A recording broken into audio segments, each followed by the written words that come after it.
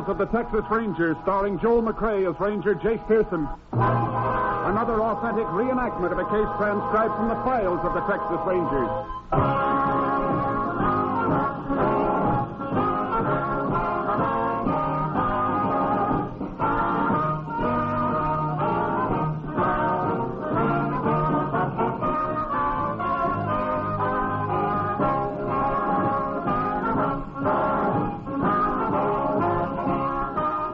Names, dates, and places in the following story are fictitious for obvious reasons. The events themselves are a matter of record.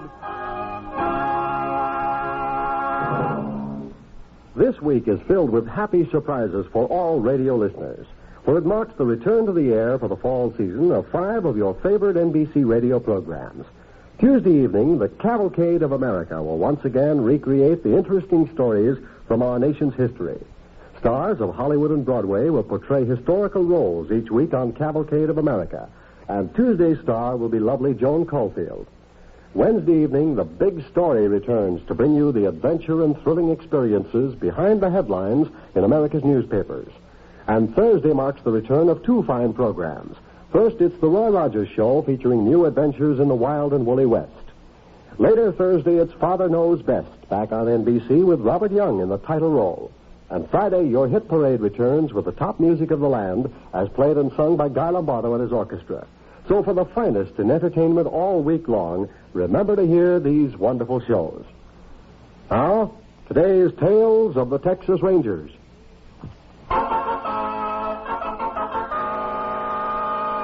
And now, from the files of the Texas Rangers, the case called 3 Victims.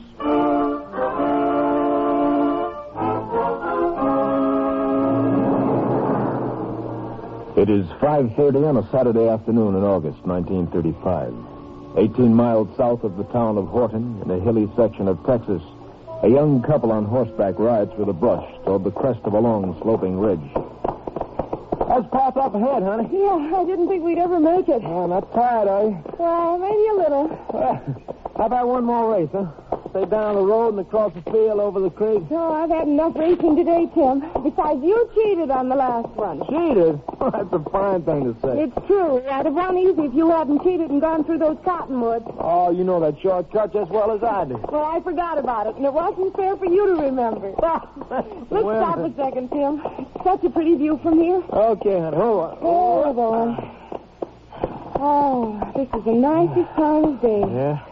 Sun makes those hills look just like a painting. Remember how we used to ride out here Saturday afternoons before we were married? Yeah. And I also remember when I had to work Saturdays, you'd ride out here with Ernie Johnson. Oh, you're not still jealous of Ernie, are you, Tim? Me? Of course not. Yes, you are. Tim? What? Fella running across that field down there. Huh? Where? Oh, yeah. Well, he sure is making tracks. Isn't that the colored fella who works for you every now and then? I believe it is. Ah, sure, that's Joe. Looks like he's running away from something. Don't see anybody after him. Maybe something's happened down on the road. We better go see. Come on, honey. No, not that way. We'll cut straight down this bank. It's quicker. All right, easy. Come on, boy. Easy, boy. Come on. How you making it, honey? I'm just fine. Car parked on the side of the road down there. Yeah. Hey, those 2 people lying on the ground next to her. Looks like they're hurt. Oh. Come on. Get up there. Come on now. Come on. They're lying for steal, you think? I don't know. Hurry up. Tim? Wow. Fella coming down the bank toward the car. He's hurt, too. Oh, he's weaving. I don't think he's going to make He's it. falling. Oh, Tim, look at all the blood on his sleeve. Yeah, whoa, boy. Oh, boy. Oh, he's just a kid. He can't be more than 19 or 20. He's still moving. Look at his eyes. I don't think he even sees us. All right, come on, fella. We got to get you to a doctor. No. Come on, fella. Let me help you over the car. Don't touch me. Come on, now, give me a hand here. All right. Easy. All right, you're going to be okay, fella. You're going to be okay. He shot him. You reckon it could have been Joe that did it? Maybe, I don't know. He was sure churned up dust getting out of here. What happened, fella? He robbed? Yeah, he robbed us. He shot Mama and Papa. He shot me. I ran up the hill. All right. Now, don't you worry. We'll get you to turn right away. Sam, the man and woman over there, and all that blood, I can't go any closer. All right, honey. You stay here with him. We'll see if I can help you. Oh, Mama, out. Oh, don't. Please don't. Oh, I wish there was something I could... I never did anything bad to anybody. Why did he have to shoot him? Why? Honey, you better ride over to the Thompson place as quick as you can. Call the sheriff. I'll have to take this fellow to the hospital in his car. His mother and father, they hurt bad. They're dead. Dad.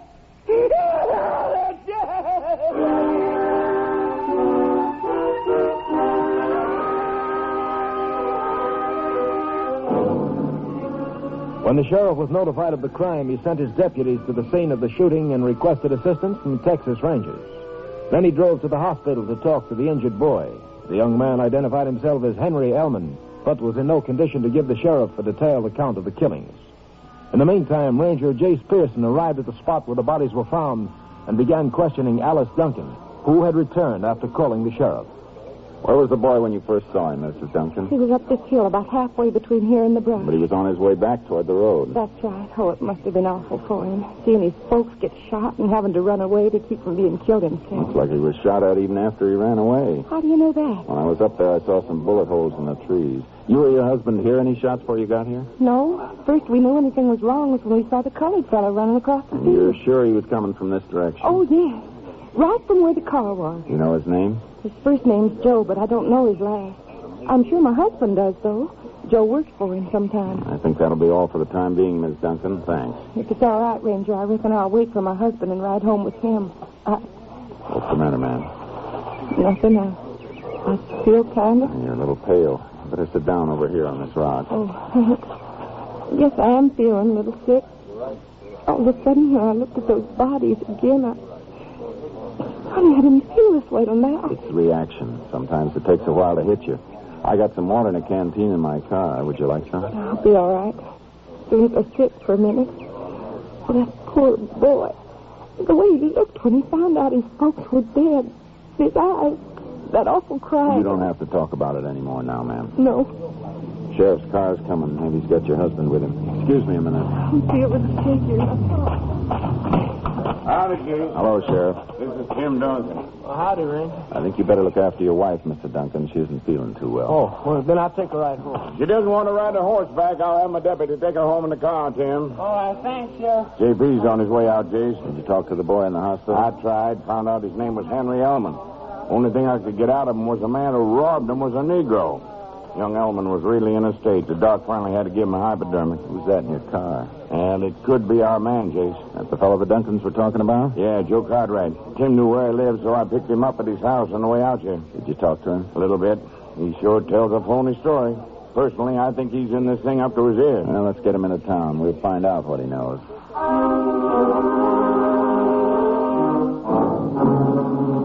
The sheriff took Joe Cartwright ahead in his car, and I followed. On the way into town, I radioed for a lab man to check over the scene of the shooting. Joe was fingerprinted and photographed. 20 minutes later, the sheriff brought him into the office. Go ahead, Joe. Yes, sir. Sit down. Yes, sir. Ranger Pearson wants to ask you some questions. Please, Mr. Sheriff, I got a headache. I got it real bad. Where were you between 5 and 6 this afternoon, Joe? I reckon I was home, sir. Now, wait a minute. You told me before you were at the car where the people were killed. Please, my headache. My back, too. I can't think. I'm so tired. Were you at the car, Joe? Yes, sir. Reckon I was. Did you kill Mr. and Mrs. Elman? No, sir. I didn't kill nobody. How'd you happen to be at the car? Well, sir, I was walking along this road, and I hear shooting. I run to see what it was, and when I got to the car, I seen 2 people laying on the ground. Looked like they're dead. Tell the ranger what you did then. Well, I wanted to call the police, so I run across the field to Mr. Smith's house. That's about 3 miles from the car. I know Mr. Smith. He got a phone. Or did you call? No, sir. Mr. Smith, he went home. What'd you do then? I started running some more. Down toward the store near where my house is. I know that is the next phone. But you never did phone, did you, Joe? No, sir. Why not? Well, I was cutting across the field, and when I got almost down to the road, I hear sirens making a big noise and a couple of cars coming along fast. So I noticed somebody done already called the police. Then you went back to your house and didn't bother any more about it. That right, Joe? Yes, sir. I had to feed my hog. I don't think you're telling us the truth. I am telling the truth, Mr. Sheriff. I didn't kill nobody. See your sleeve a second, Joe. My sleeve? Uh-huh. You know what this spot is on the corner of your cuff? No, sir. It's dried blood. How did it get there? I don't know, sir. And maybe when I bent over them people to see if they was dead, I might have touched some of the blood. And you might have got it on you when you killed them. I didn't kill them, I tell you. Ain't nobody can say I did. Could be you change your story when their boy gets a look at you. Their boy? Yeah. He wasn't killed. And he'll be able to identify the man who shot his parents. Mr. Ranger, please. I don't know what this is all about, and my head's hurting bad. Let me get some sleep, please. Sheriff, can you arrange a special lineup for tomorrow morning? I reckon so. Henry Elman should be able to come over by then. Joe, you anything else to tell us? No, sir. Think it over. We'll talk to you again in the morning.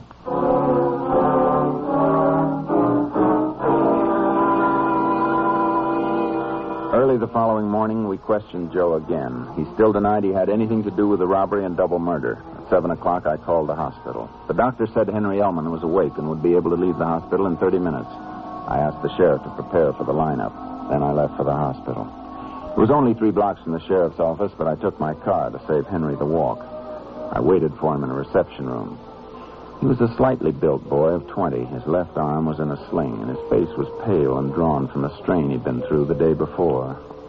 Ranger Pearson? That's right. How you feeling today? Oh, a little better, I think. The doctor said the bullet went through the fleshy part of my arm. He said I'd only have to wear the sling for a few days. That's fine. The doctor said you thought you had the man who held us up. We're not sure. We'd like you to make an identification. Well, I'm not real certain I can identify him. You must have gotten a pretty good look at him. Well, yes, I did, but everything happened so fast, I'm not sure I'd know him. I'll just do the best you can. Well, we better get going. Will there be a lot of men to pick from? 6 or 7. We always like to have at least that many when we use the lineup for identification. Oh. Go ahead. Thanks. I'm not sure I can walk all the way over to the jail. My car's right out here. Oh, thanks, Ranger. That's nice of you. Henry, I hate to bother you with a lot of questions, but it's important that we know exactly what happened yesterday. You're the only one who can tell us. I'll try not to think about it. When I think about it, I get an awful feeling inside. Well, we can wait a little while before we ask you anything. The lineup will be enough for one morning. No. Maybe it'd be better if I talk about it. I gotta talk about it sometime. Now, here's the car. You get in first, Ranger. All right. You make it all right? Yeah. I can make it. I've never been in a police car before. It's interesting. What was it you wanted to know? Anything you can remember about yesterday. Well, I came home yesterday from my job in the oil fields. I work in a place about 50 miles from here. Uh-huh. I thought Papa and Mama looked tired, so I suggested we take a ride out in the country. We had a fine time. Papa and Mama laughed. We can talk about it later if you want. No, I wanted to show Papa and Mama an old Indian grindstone, so we stopped. We walked up the hill a little way, but it wasn't there. I know the one you mean. It's about a mile from the place where your car was. Kind of tough to find if you don't know exactly where it is. Well, I hadn't been out there in 3 or 4 years. When did you and your parents first see the man? When you came back to the car? Well, yes, he must have been hiding behind it. He jumped out, waved a gun at us. Do you have any idea what kind of a gun it was, Henry? No. Is that important? Yeah, but don't worry about it. Our lab man will be able to tell as soon as he digs some of those slugs out of the trees. Oh. Well, the man took all our money. And then Papa. He always had a bad temper. Papa started a fight with him. Is that when he started shooting? Yeah, he shot Papa first, and then Mama. I tried to stop him, and he shot me in the arm. I got scared and ran. Oh, maybe I should have stayed and fought with him, You but... did the sensible thing. Here we are. I'm sorry you had to go to all the trouble of using your car just for a few blocks. It wasn't any trouble. Did this man shoot at you all the time you ran? Yeah, some of the bullets came real close. I ran up to the brush and hid. How far into the brush did you go? Oh, just into the edge of it. He had to come after me. I would have run further. But he just shot up the hill at me. Then I saw him run away. Uh-huh. I sure hope you've got the man, Ranger. It can't bring Papa and Mama back. But I think the man who did it should be punished. He will be. Go on in, Henry. There's nobody in here. I This thought is just the room where you wait. I'm having the line up in front of the holdover cell. Make yourself comfortable. I'll be back in a minute. All right. All set for the lineup, Sheriff? All ready, Jace. All right, you fellas. Come on out. I'll get Henry. Hurry up, you fellas. Form a straight line. That's it. All right, Henry. I'm feeling a little nervous. You'll be okay. Now, hands at your sides. No talking. Look straight ahead. It's far enough, Henry. Now take a good look at these men. Any of them the man who robbed you? That big man, the second from me, and could I hear him talk? Step out, Joe. What's your full name? Joe Cartwright, sir. Where do you live, Joe? Farm Road 102. Ranger, he's the one. He's the one. Take it easy, Henry. He killed Papa and Mama. He killed them.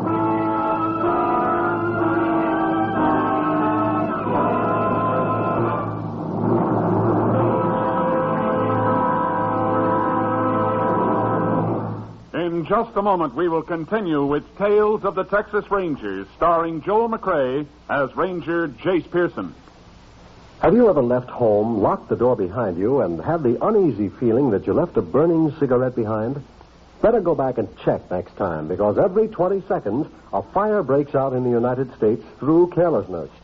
These fires kill 11,000 persons each year, disfigure for life or severely burn thousands more, and destroy $7 million worth of property. Protect your home from fire by following these simple safety precautions. Don't smoke in bed or throw away lighted cigarettes. Clean out closets, attics, basements, any place where old newspapers, magazines, and inflammable materials are liable to accumulate. Repair defective electric equipment and replace worn or frayed wiring. Use cleaning fluids that won't burn, and be careful with matches. Keep them out of the reach of children. Fires in the home, your home, can and must be prevented. Remember, don't gamble with fire. The odds are against you. And now, the second act of today's Tales of the Texas Rangers.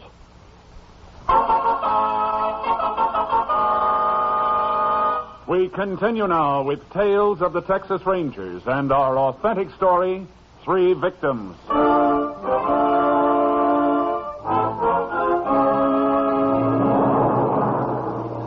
It took nearly an hour after the lineup to calm Henry Elman down enough to get his full statement. The lab man picked up a copy of it and took it with him to Austin. Henry told us his aunt was arriving from out of town. He wanted to help her with the funeral arrangements, so we sent him home with one of the deputies. Then we brought Joe Cartwright in for further questioning. After 4 hours, we were getting nowhere.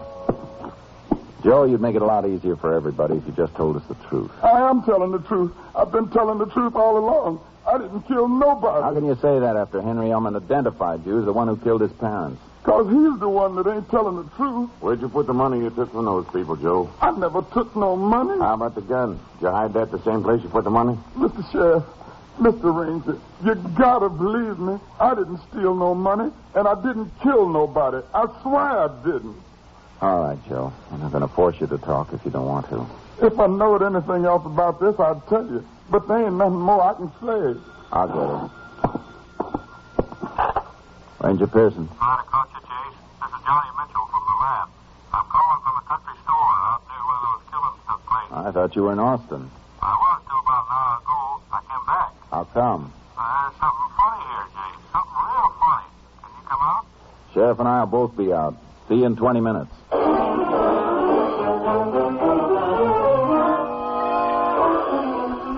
When we reached the place where the Elmans had been killed, we spotted Mitch halfway up the hill. We climbed the path. Mitch stood at the edge of the clearing looking into the brush. He turned around as we approached him. Jay, this thing beats me. I can't figure it out. What's on your mind, Mitch? Well, according to Henry Elman's statement, he came up this hill and hid in the brush. Must have been just about where we were standing. That's right. He also said the killer was shooting up the hill at him. Reckon he was. There are bullet holes in the trees all the way up the hill. 6 of them. 5 on the way up and 1 in that tree further up behind this brush. Bullets all came from a Smith & Wesson .38. What are you getting at? Well, take a look down at the road. How far would you say it was from there to this brush up here? Maybe 60 feet. 63 to be exact. I measured it. Now turn around and look up the hill. See that tree behind the brush? Uh-huh. It's 20 feet further up the hill from where we're standing. Now, one of the bullets hit it.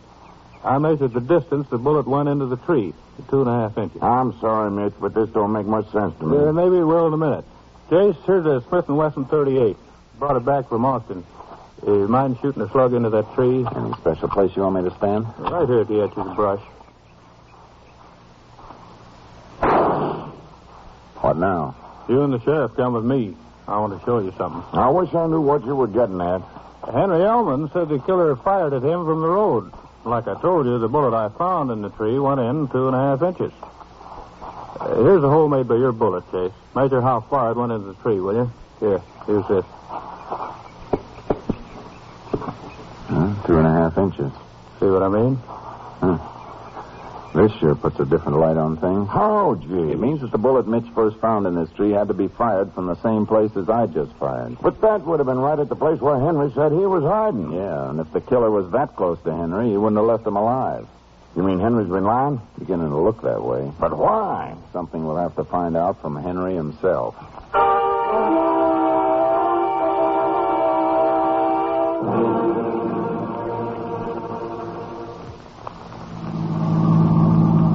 That must be the only place up ahead on the right, Jace, the one with the wreath on the door. I've been thinking about it. If Henry was lying, there's only one answer I can see. He's the one who killed his parents. We can't be sure of that yet, but he's going to have a lot of explaining to do. Well, there's only one thing that bothers me. Henry was wounded, too. Just in the arm. Wouldn't be the first time somebody shot himself trying to cover up a crime. The whole thing's unbelievable, though. What could ever make a boy hate his folks enough to shoot him down in cold blood? If Henry did do it, we're dealing with a psychopath, and a clever one. It's not going to be easy to get the proof we need. Yes. Oh, what can I do for you, Ranger? We'd like to see Henry Elman. Henry's down at the undertaking parlor, I think. I'm his aunt. Can I help you? You expect Henry home soon? He said he'd be back at 5 o'clock. It's almost that now. Could we talk to you, ma'am, alone? Why, certainly. Come in. Oh, we've had so many people in all day. Everybody feels so sorry for Henry. Poor boy. Let's see. I think we can talk in the kitchen. Yes. I'm afraid you'll find things a mess out here. People have been coming in since morning. Haven't had a chance to even do the breakfast dishes. That's all right, ma'am. We'd like to ask you some questions about Henry. Is something wrong? Just routine. Nature of this case means we have to check every possible angle. Oh, of course. I still haven't gotten over the shock. Feel like I'm walking around in a bad dream. What did you want to ask about Henry? Have you known the boy all his life? Only since he was 6. That's when my sister and her husband adopted him. Did he get along well with his parents? As far as I know, I suppose they had the usual family squabbles. Did Henry always have all the money he needed? Well, if anything, I'd say Will and my sister spoiled him. He always had plenty of spending money. Uh-huh. Not counting the strain he's been under the past couple days, does he get upset very often? Well, I'm not around him too much, but I do know once he tried to commit suicide. When was this? About 3 years ago. The family was visiting me in San Antone. Henry shut himself in the garage and started the car. We just found him in time. He said it was an accident, but I never believed it. Do you know if he's been depressed about anything since then? Well, he's been pretty disturbed about not finishing school. Why didn't he finish? He went to the university for a couple of years, but he wasn't a very good student.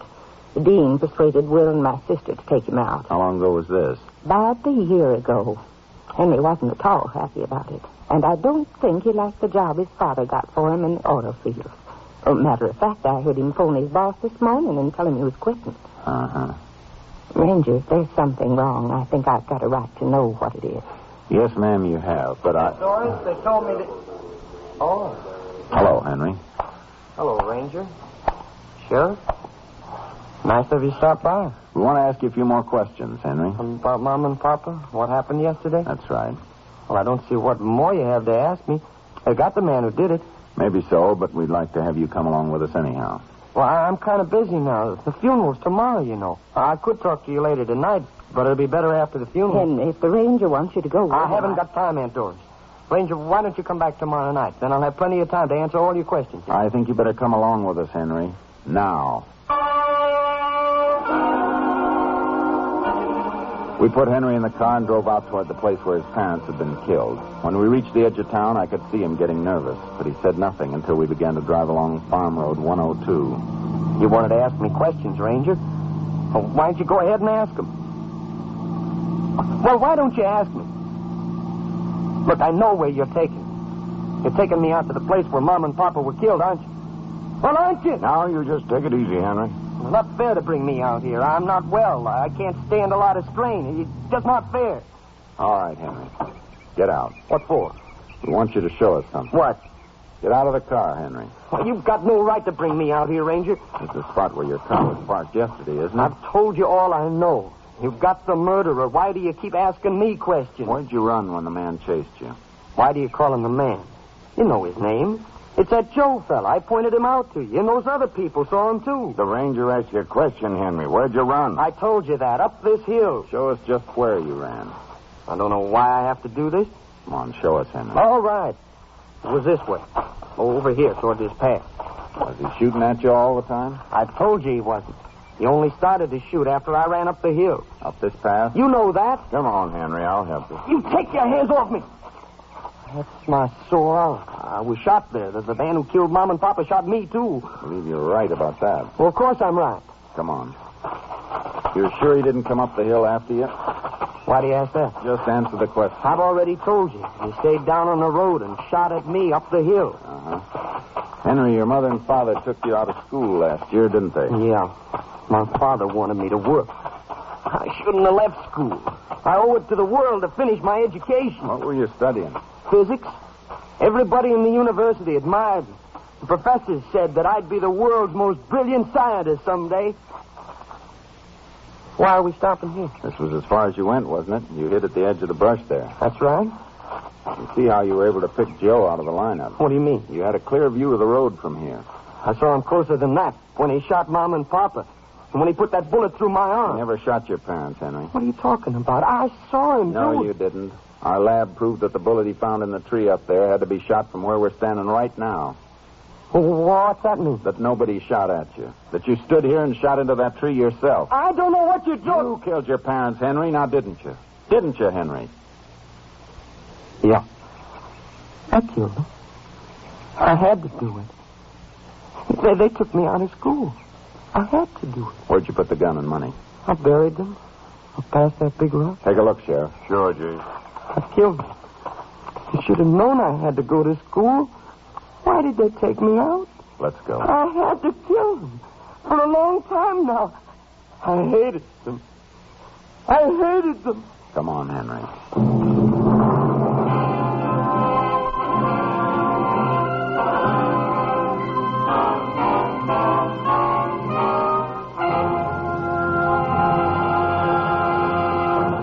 In just a moment, we will tell you the results of the case you have just heard.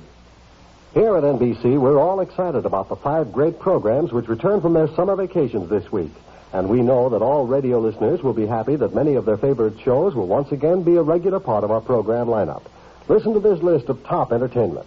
The Cavalcade of America, Big Story, The Roy Rogers Show, Father Knows Best, and Your Hit Parade. Tuesday, Joan Caulfield will star in the Cavalcade of America dramatization of The Patriot with Chestnut Curls. Wednesday's Big Story broadcast comes directly from the front pages of the Detroit Free Press and is a story which will touch your heartstrings.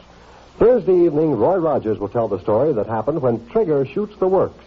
And Robert Young returns to the Anderson household to find that, be it ever so humble, there's no place like home when Father Knows Best. And Friday evening, Guy Lombardo and his orchestra will play and sing America's favorite popular music on Your Hit Parade.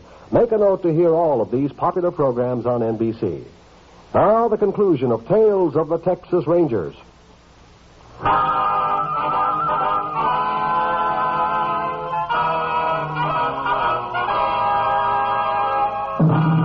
And now, here are the results of the case you have just heard. Joe Cartwright was immediately released from jail. Henry Ellman made a full confession to the murder of his parents. On November 21st, 1935, he was given a sanity trial in the county court. A 6-man jury declared him legally insane. Henry Ellman was committed to a state mental institution. Next week, Joel McCrea in another authentic reenactment of a case from the files of the Texas Rangers.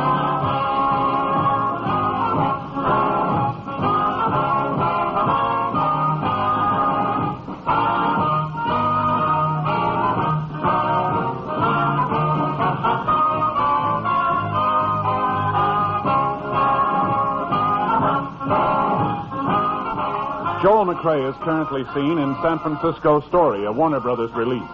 The cast included Tony Barrett, Virginia Gregg, Bert Holland, Ken Christie, Ernie Newton, and Roy Glenn. Technical advisor was Captain M.T. Lone Wolf Gonzalez of the Texas Rangers.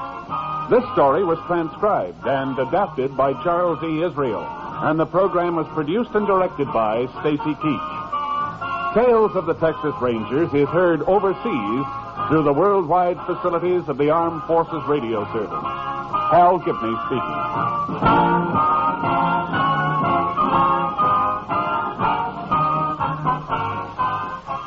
Tonight, hear the Hollywood Bowl concert on NBC.